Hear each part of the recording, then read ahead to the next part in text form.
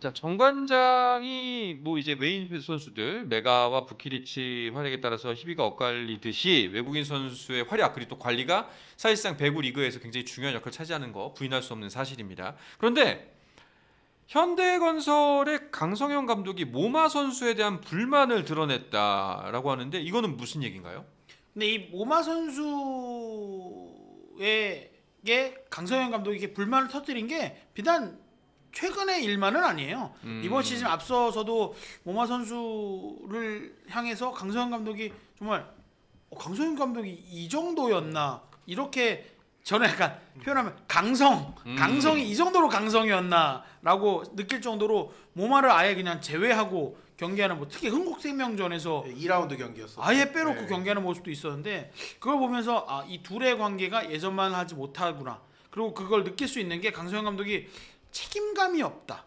모마 선수가 책임감이 부족하다라는 표현을 하는 걸 보면서 확실히 이 현대건설이 사실은 뭐 모마 선수뿐만 아니라 국내 선수들도 그렇고 선수단에 잡음이 있는 것 아니냐라는 좀 의혹들이 있기는 했었습니다. 근데 이제 내부적으로 잘 관리를 하고 있었는데 자꾸 이제 이런 잡음들이 외부로 퍼져 나오면서 강소영 감독이 이제 통제하는 데 있어서 조금은 뭔가 문제가 있는 것 아니냐, 점점 도드라지고 있는 것 아니냐 그런 이제 의문이 걱정이 쌓이고 있는 거죠.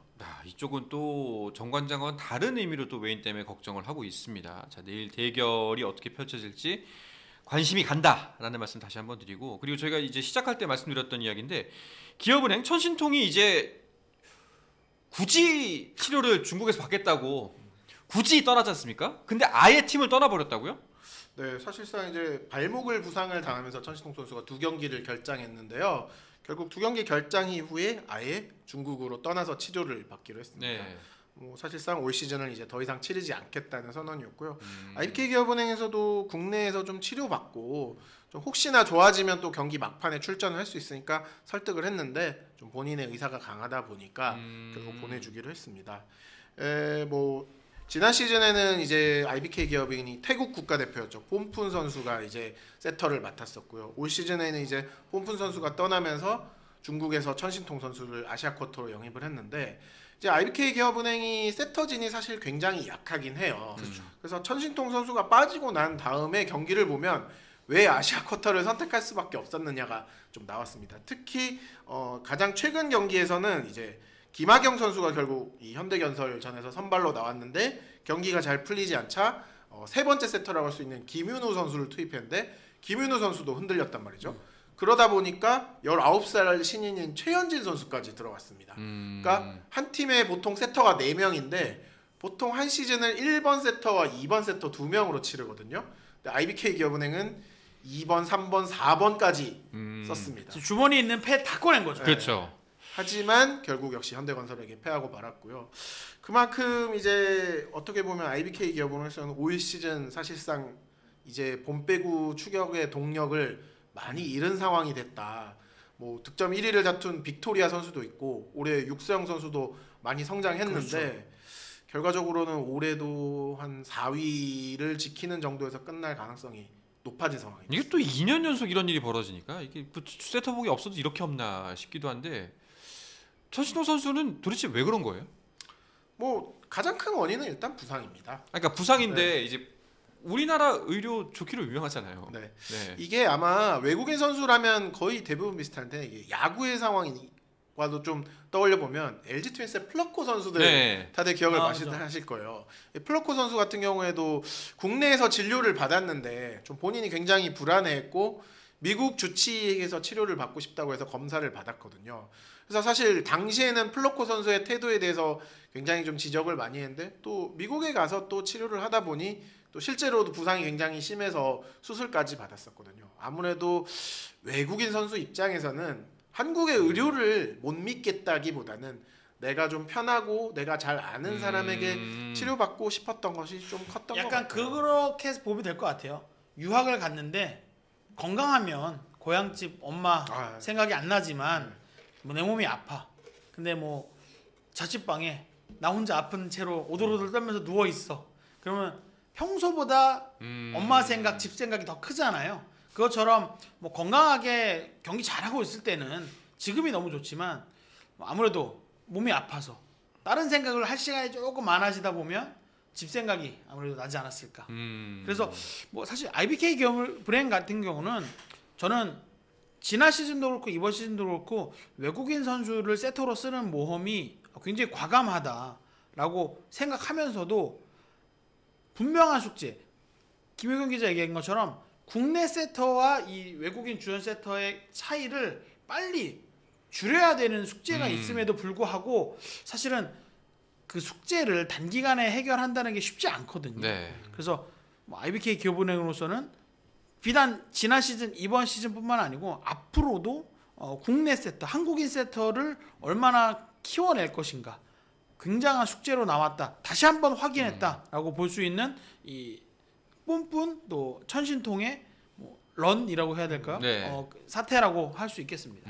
사실 세터 출신 감독이잖아요, 김호철 그쵸. 감독이. 그래서 구단에서도 어느 정도 육성을 기대를 맡긴 거죠. 했었는데 결과적으로는 지난 3시즌 동안 한 명의 국내 세터도 키워내지 못한 모양이 됐습니다. 아쉬운 지점입니다. 자, 뭐 기업은행 이야기까지 나눠봤는데 어제 저희가 그 방송 시작 무렵에 말씀드렸다시피 김효경 기자가 휴직 중임에도 불구하고 배구장을 직접 찾아서 실바 보러 취재도 하고 인터뷰까지 따왔다고 합니다. 실바 선수 직접 만나보셨다고요? 아니요, 사실 실바 선수를 만나려고 갔는데 네. 어제 GS가 역전패를 했어요. 그렇죠. 그래서 실바 선수는 사실 만나지 못했습니다. 야, 실바 선수는 55점? 네, 55점을 아, 근데 올렸지만 55점하고 어떻게 집니까? 그러니까요. 55점을 내고 그런 졌다고요? 일이 일어나더라고요. 야. 사실 어제 실바 선수가 1세트에만 18득점을 올렸거든요. 31대 29 듀스가 나오면서 거의 정말 실바 선수가 1세트를 끝나자마자 기자석에서는 오늘 한 경기 최다 득점 신기록 나올 수도 있겠다. 네. 아니나 다를까 2세트 만에 30득점을 기록했어요. 음. 그러면 이거 4세트까지 가면 60점? 그렇죠. 이 여자 배구 한 경기 최대 득점 신기록이 이제 57득점이거든요. 그래서 어느 정도 충분히 가능성이 있었고 실제로 경기가 5세트까지 갔기 때문에 이루어질 수도 있었는데 GS 칼텍스의 13대 12로 앞서고 있는 상황에서 실바 선수의 공격이 2개 연속 블로킹을 당하면서 GS 칼텍스도 역전패를 하고 실바 선수도 57점에서 2점이 모자란 55점으로 마무리를 하고 말았습니다. 네. 사실 어제 경기 실바 선수도 실바 선수인데 좀 벤치에서 좀 뼈아픈 실책이 있었어요. 아, 그렇죠. 지난번이죠. 저희가 오관사의 배구 위키에서 네. 배구의 선수 교체에 대해서 한번 설명을 드렸지 않습니까? 그렇죠.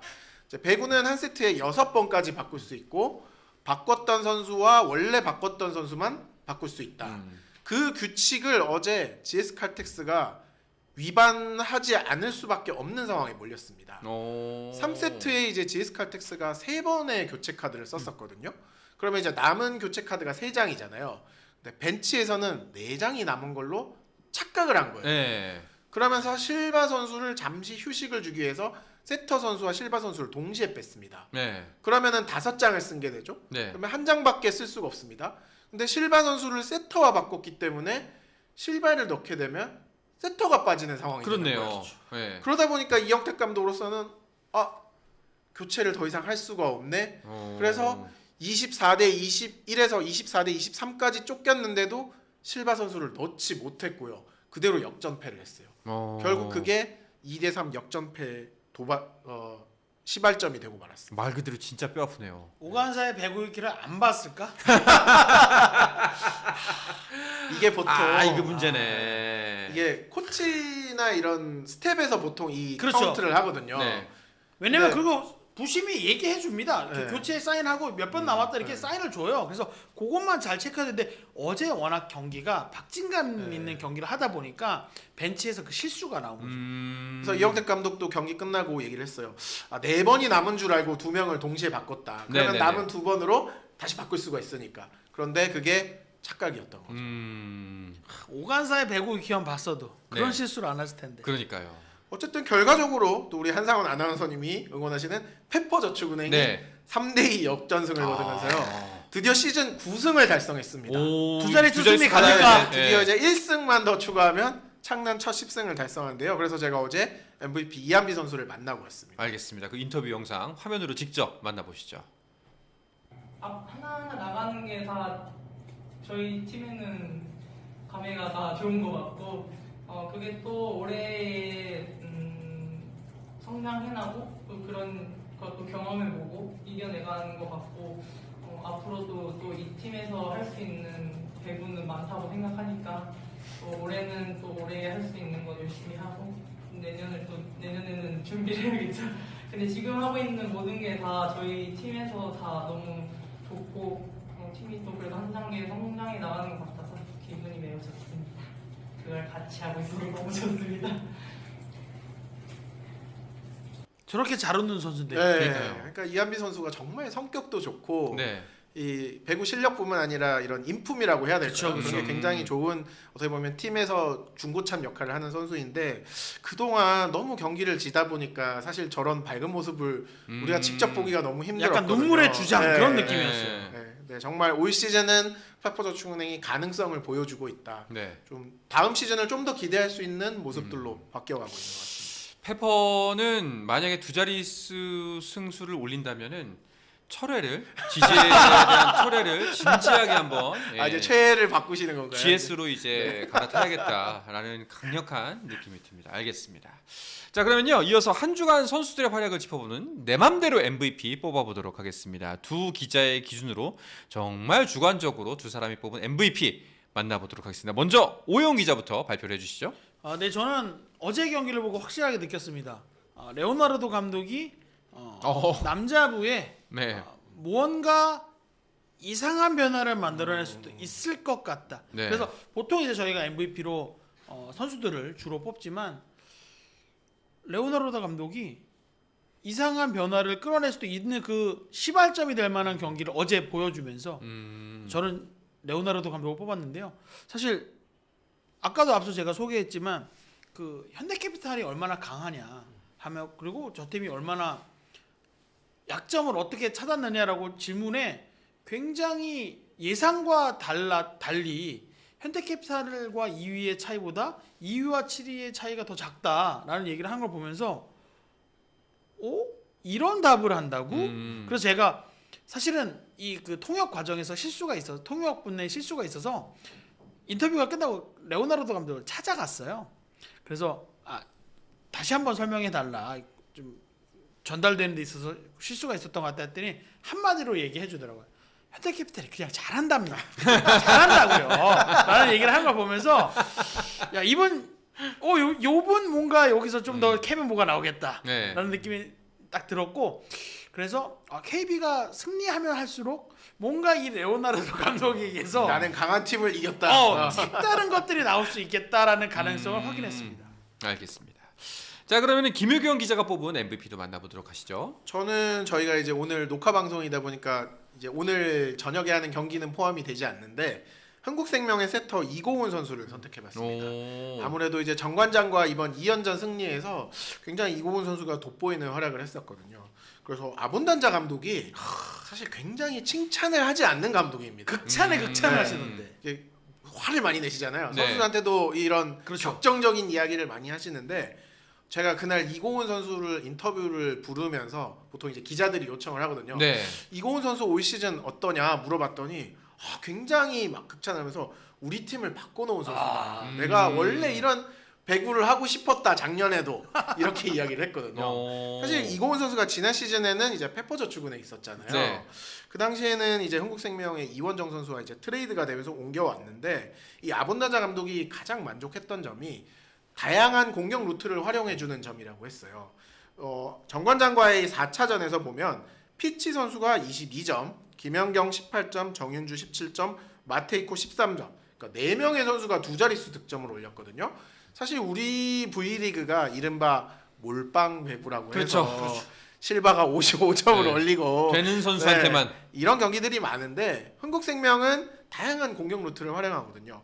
이 부분에 있어서 이고은의 활약이 굉장히 크다라고 칭찬을 해줬습니다.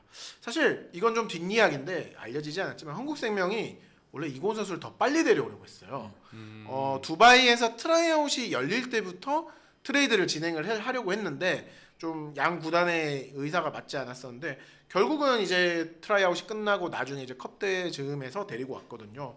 결과적으로 이 트레이드는 성공적이었다. 아본 단자 감독이 올 시즌 1위를 한다면 이 트레이드는 굉장히 성공작이었다 평가할 수 있을 것 같습니다. 그러니까 실제로 김효영 기자가 얘기해 줬던 것처럼 지난 시즌만 하더라도 이원정 선수가 코트에 나서서 물론 잘해줬습니다. 이원정 선수 잘해줬는데 그 아본단자 감독이 불만이 다양하게 공을 다양하게 뿌려라라는 걸 주문했었는데 사실 이원정 그러니까 선수가 자기도 모르게 긴장하다 보면 내 눈에는 너만 보이는 거죠.